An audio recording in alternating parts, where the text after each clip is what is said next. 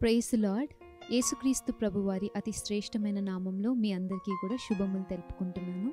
మరి ఈరోజు మిమ్మల్ని మరి ఒకసారి ఈ Joseph Prasanna Kumar YouTube channel ద్వారా కలుసుకోవడం నాకు ఎంతగానో సంతోషాన్ని ఇస్తుంది. మరి దేవుని యొక్క బిడ్డలుగా దేవుని యొక్క లక్షణాలని మనము పుణికిపుచ్చుకోవాలి. దేవుని వాక్యం సెలవిస్తుంది, మనము మునుపు దురస్తులుగా ఉన్నాము, అయితే దేవుని కుమారుని చేత ఆయన రక్తం చేత కొనబడిన తర్వాత మనము ఆయనకి సమీపస్తులుగా మారాం. ఇప్పుడు ఎందరైతే దేవుని ఆత్మ చేత నడిపింపబడతారో వాళ్ళందరూ కూడా దేవుని కుమారులుగా కుమార్తెలుగా మార్చబడతారని రోమిలికి రాసిన పత్రికలో మనం చదువుకుంటాం. దేవుని యొక్క కుమారులు దేవుని యొక్క స్వభావాన్ని కలిగి ఉండాలి.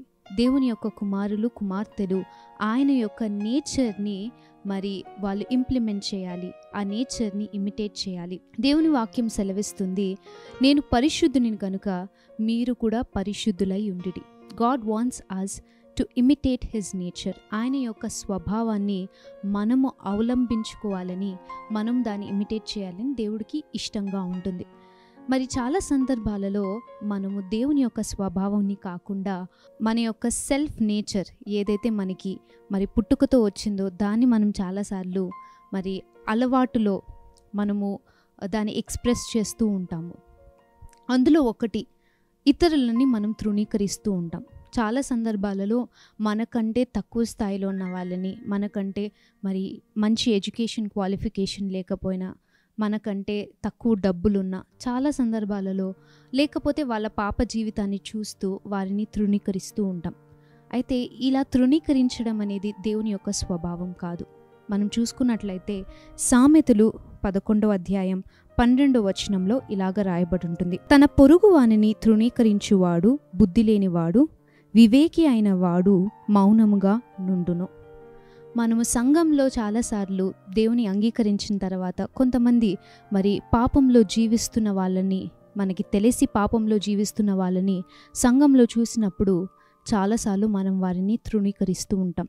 హృదయంలో వారిని తృణీకరిస్తూ ఉంటాం. అది దేవుని యొక్క స్వభావం కాదు. ఇక్కడ వాక్యం సెలవిస్తుంది, తన పొరుగు వానిని తృణీకరించువాడు బుద్ధి లేనివాడు. He is foolish and he is without wisdom those who reject or despise his neighbor. తన పొరుగు వానిని తృణీకరించువాడు బుద్ధి లేనివాడు అని దేవుని వాక్యంలో ఉంటుంది. వివేకి అయిన వాడు మౌనంగా నుండును. ఒకవేళ మీకు వారి పాప జీవితం తెలిసినట్లయితే మనం ఆ పాప జీవితం గురించి ఇతరులకి చెప్తాము, వారిని దూరంగా పెడతాం, వారితో కలవడానికి ఇష్టపడం, వారిని అంటరాని వారుగా చూస్తూ ఉంటాం. అయితే దేవునికి అది ఇష్టం లేదు. అందుకే లూకా సువార్తలో మీకు ఒక వాక్య భాగాన్ని చూపిస్తాను. లూకా సువార్త 18వ అధ్యాయంలో మరి 9వ వచనాన్ని చదువుకుందాం. తామే నీతిమంతులమని తాము నమ్ముకొని ఇతరులను తృణీకరించు కొందరితో ఆయన ఈ ఉపమానము చెప్పెను. ప్రార్థన చేయుటకై 2 మనుష్యులు దేవాలయమునకు వెళ్ళిరి. వారిలో ఒకరు పరిసేయుడు, ఒకరు సుంకరి. ఈ వాక్య భాగాన్ని మనం గమనించినట్లయితే 2 వ్యక్తులు, ఒకరు సుంకరి, ఇంకొకరు పరిసేయుడు. పరిసేయుడు అంటే మరి యూదా దేశంలో, ఇశ్రాయేలు దేశంలో పరిసేయులకి చాలా గొప్ప స్థాయి ఆపాదించబడుతుంది. వాళ్ళు మరి ధర్మశాస్త్రాన్ని ధ్యానిస్తూ, ధర్మశాస్త్రంలో ఉన్న 10 ఆజ్ఞలను పాటిస్తూ, మరి దేవుడిచ్చిన కట్టడలని, దేవుడిచ్చిన నియమాలని పాటిస్తూ చాలా పరిశుద్ధంగా నీతిమంతంగా మేము జీవిస్తున్నాము అనుకుండే ప్రజలలో వారు ఒకరు. పరిసేయులు, సద్దుకేయులు, వీళ్ళిద్దరూ కూడా. మరి పరిసేయులు ఆయన వచ్చాడంట, దేవుడు ఒక ఉపమానాన్ని చెప్తున్నాడు. పరిసేయుడు సుంకరి ఇరువురు కూడా ప్రార్థన చేయడానికి దేవుని ఆలయంలోకి ప్రవేశించారు. ప్రవేశించిన తర్వాత పరిసేయుడు నిలబడి 11వ వచనంలో, దేవా, నేను చోరులను, అన్యాయస్తులను, వ్యభిచారులైనను, ఇతర మనుషుల వలను, ఈ సుంకరి వలనైనను ఉండనందుకు నీకు కృతజ్ఞతాస్తుతులు చెల్లించుచున్నాను.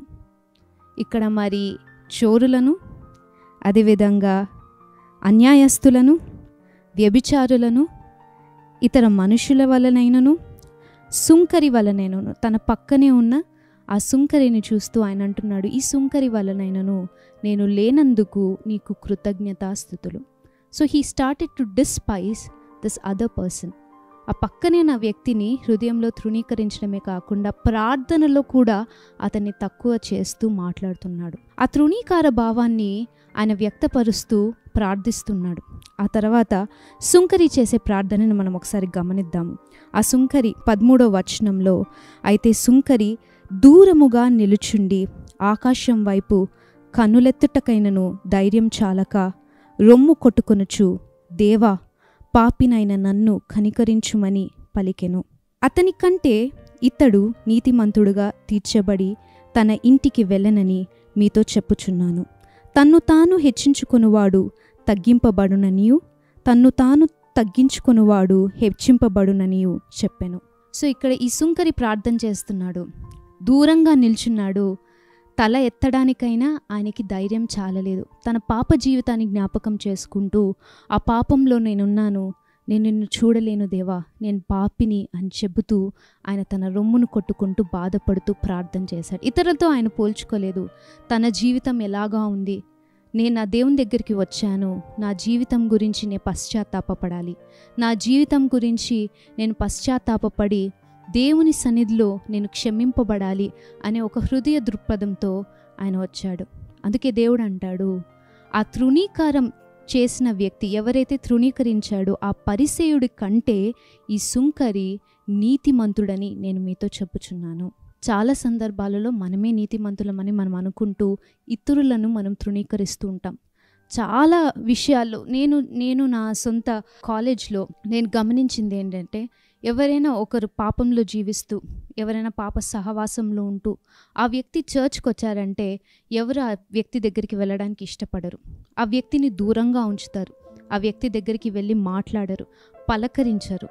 ఆ వ్యక్తికి కావాల్సిన ఎటువంటి సువార్త కానీ, ఆ వ్యక్తికి కావాల్సిన ఓదార్పు కానీ, ఆ వ్యక్తి పాపంలో నుండి బయటికి రావడానికి ఏదో ఒక ప్రయత్నం చేయడం కానీ విశ్వాసులు చేయడం నేను చూడలేదు. ఆ వ్యక్తిని తృణీకరిస్తూ, హృదయంలో తృణీకరిస్తూ, ఆ వ్యక్తి గురించి బయటికి వెళ్ళి చెడుగా మాట్లాడుతూ ఇలా తిరుగుతూ ఉంటారు.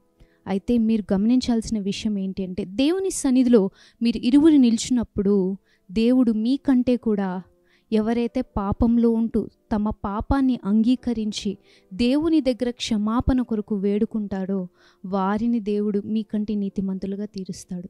కాబట్టి తృణీకరించడం, ఎవరిని కూడా మన హృదయంలో మనం తృణీకరించకూడదు. ఎవరిని కూడా మన హృదయంలో మనం అసహించుకోకూడదు. వాళ్ళున్న స్థాయిని బట్టి, వాళ్ళకున్న ఎడ్యుకేషన్ని బట్టి, వాళ్ళకున్న మరి అంతస్తుని బట్టి ఎవరిని ఎప్పుడు మనం తృణీకరించకూడదు. అలా తృణీకరించడం అనేది దేవుని స్వభావం కాదు. ఆ తృణీకరించడం వల్ల మనం దేవుని దృష్టిలో నీతిమంతులుగా తీర్చబడము అనే విషయాన్ని మనం గ్రహించాలి. దేవుడు చాలా నీతిమంతుడు. దేవుడు చాలా, మనకంటే కూడా ఆయన ఎంతో పరిశుద్ధుడు. ఆయన పరిశుద్ధత ఎద్దట మనం ఎవ్వరం కూడా నిలవబడలేము. అలాంటి దేవుడు మనల్ని తృణీకరించలేదు. నువ్వు పాపివి, నువ్వు పాపంలో జీవిస్తున్నావు, నీ యొక్క జీవితాన్ని చూస్తే నాకు అసహ్యం కలుగుతుంది, నీకు నరకమే కరెక్ట్ అని దేవుడు అనుకోలేదు. నిన్ను నన్ను దేవుడు తృణీకరించలేదు. మనము కూడా పాపులమై ఉన్నాము. ఇతరుల వలె మనం కూడా పాపం చేసిన వారమే. ఏ భేదము లేదు, అందరూ కూడా పాపం చేసి ఉన్నారని దేవుని వాక్యం సెలవిస్తుంది. There is no difference between the other person and you. మనకి ఇతరులకి వేరే ఏ డిఫరెన్స్ లేదండి. వారు పాపం చేశారు, మనము పాపం చేశారు. అది ఒక చిన్న తప్పు కావచ్చు, పెద్ద పాపం కావచ్చు. ఏదైనప్పటికీ కూడా మనం చేసింది పాపమే, మనం పాపులమే. అయితే దేవుడు మనల్ని తృణీకరించలేదు. God's nature is not to reject, God's nature is not to despise. ఆయన యొక్క స్వభావం ఏంటంటే ఇతరులని తృణీకరించే స్వభావం ఆయనకి లేదు. అందుకే నువ్వు దేవుని దగ్గరికి వచ్చి నీ పాపాలను ఒప్పుకుంటే ఆ తక్షణమే నిన్ను ఆయన రక్షించడానికి ఇష్టపడతాడు. He never rejects you. ఆయన రిజెక్ట్ చేయడు. మనం ఆయన బిడ్డలంగా ఎవరిని కూడా మనం తృణీకరించడం దేవుని యొక్క చిత్తం కాదు. దానిని బట్టి మనము నీతిమంతులుగా తీర్చబడము, దేవుని యొక్క కృపని మనం కోల్పోతాము.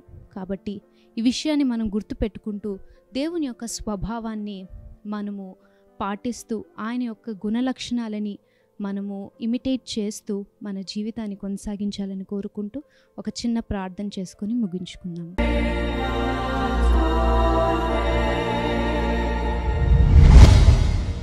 గొప్ప దేవ, సర్వశక్తిమంతుడా తండ్రి, మీ యొక్క స్వభావాన్ని మేము తెలుసుకోవడానికి మీరు ఇచ్చిన కృపని బట్టి నీకు స్తోత్రం తండ్రి. మేము పాపంలో ఉన్నప్పుడు, మేము పడిపోయినప్పుడు తండ్రి మీరు మమ్మల్ని తృణీకరించలేదు, మమ్మల్ని మీరు యాక్సెప్ట్ చేశారు తండ్రి. మేము పడిపోయిన స్థితిలోనే మీరు మమ్మల్ని యాక్సెప్ట్ చేశారు. మేము పడిపోయినప్పుడే మీరు మమ్మల్ని లేవనెత్తారు తండ్రి. మమ్మల్ని హత్తుకొని మీ యొక్క రక్షణని మీరు మాకు అనుగ్రహించారు. మేము తప్పిపోయినప్పుడు మీరు మా కొరకు వెదుక్కుంటూ వచ్చారు, మమ్మల్ని తృణీకరించలేదు. అలాంటి గొప్ప స్వభావం నీది యేసయ్య తండ్రి. మేము కూడా యేసయ్య ఎవరిని కూడా తృణీకరించకుండా మా జీవితంలో ప్రతి ఒక్క వ్యక్తిని మీ యొక్క ప్రేమతో చూసే కృపని మీరు మాకు దయచేయమని నేను ప్రార్థిస్తున్నాను తండ్రి. ఎవరైతే మరి ఈ కార్యక్రమాన్ని వాచ్ చేస్తూ తమ జీవితాలలో కష్టాల గుండా వెళ్తూ, ఇబ్బందులు గుండా వెళ్తూ బాధపడుతున్న నీ బిడ్డలందరితో మీరు మాట్లాడమని నేను ప్రార్థిస్తున్నాను, ధైర్యపరచమని నేను ప్రార్థిస్తున్నాను తండ్రి. నీ ఆత్మని పంపించి వారిని మీరు లేవనెత్తుమని నేను ప్రార్థిస్తున్నాను. దుఃఖంలో, కన్నీటిలో తండ్రి మూలుగులతో ఉంటున్న వారందరినీ దేవా మీరు లేవనెత్తండి, దేవా మీరు లేవనెత్తమని నేను ప్రార్థిస్తున్నాను తండ్రి. అనారోగ్యాల చేత శరీరంలో బాధను అనుభవిస్తూ సఫర్ అవుతున్న నీ బిడ్డలందరి గురించి నేను ప్రార్థిస్తున్నాను.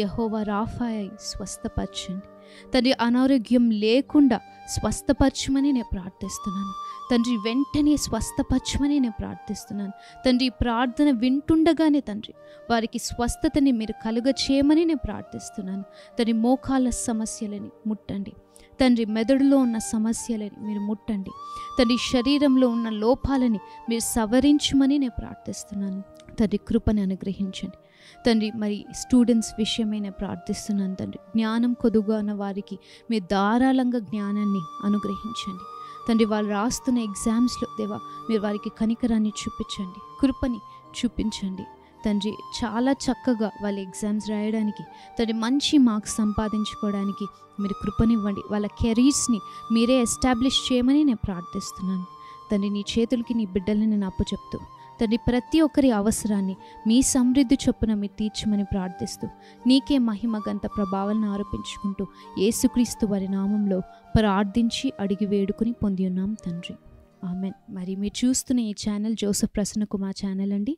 తప్పకుండా మీరు ఈ ఛానల్కి సబ్స్క్రైబ్ చేసుకోండి అండ్ నోటిఫికేషన్ బెల్ని కూడా మీరు క్లిక్ చేయవలసిందిగా కోరుకుంటున్నాను. ప్రతిరోజు ఉదయం 6 గంటలకి, మరి సండే మినహాయించి ప్రతిరోజు ఉదయం 6 గంటలకి మనకి ఒక short message and prayers upload చేయబడుతుంటాయి. మీ ఫ్రెండ్స్కి కూడా మీరు తెలియజేయండి. మీ ప్రార్థన విన్నపాలని, మీ యొక్క టెస్టిమనీస్ మీరు మాకు తెలియజేయవలసినట్లయితే కామెంట్ సెక్షన్లో మీరు మాకు సెండ్ చేయొచ్చు, లేదా డిస్క్రిప్షన్ బాక్స్లో మీకు మా డీటెయిల్స్ కనిపిస్తాయి. వాట్సాప్ ద్వారా మీరు మమ్మల్ని సంప్రదించవచ్చు. God bless you all. Amen.